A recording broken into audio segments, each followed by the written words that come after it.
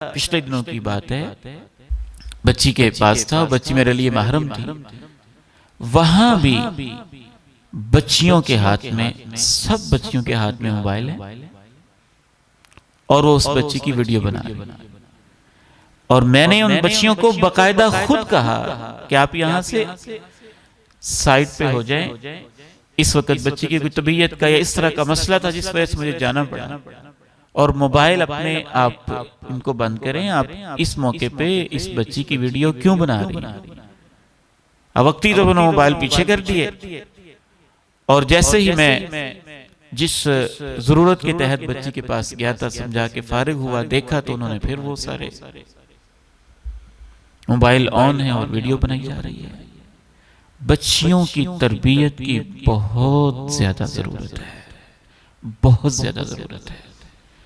Mobile और तस्वीर का सिलसिला मर्दों से होता हुआ जब इस हद तक पहुंच जाए कि हर बच्ची ही दुल्हन की तस्वीर बना रही हो और उसके मोबाइल में जा रही हो, और उसका मोबाइल उसके भाई के हाथ में लगेगा, बाप के हाथ में लगेगा, सहेलियों के पास भी जाएगा, व्हाट्सएप पे स्टेटस भी बात लगा देंगी, फेसबुक की स्टोरी भी शायद कुछ लगा देंगी, को पता नहीं कहां कहां उस तस्वीर पहुंचेगी।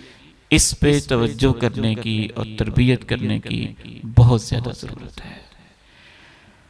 और इसका हल सादा सा है। बच्ची उस वक्त परेशानी में होती है, जो बच्ची का महरम है, बच्ची की जो महरम उसकी महरम तक उनको उनकी सहेलियां पहुंचा दें। बच्ची की बहन मौजूद है, बच्ची की बहन वहां से उसको लाए और उसके वालिद के पास ले आए, वालिद उसको लाए गाड़ी में बिठा दे। इसके लिए जरूरी तो नहीं है कि दूल्हा मियां अपने दोस्तों के साथ जाएगा तो तभी वो आएगी।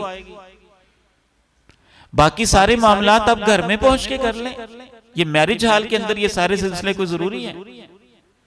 और उसमें पर्दे की धज्जियां बखेरना और ये सारा सिलसिला करना सिर्फ देखा देखी है। ये सारा सिलसिला और ये सारी हमने जो जंजीरें बांधी हुई हैं देखा देखी, इसमें हकीकत वाली बात कोई नहीं है।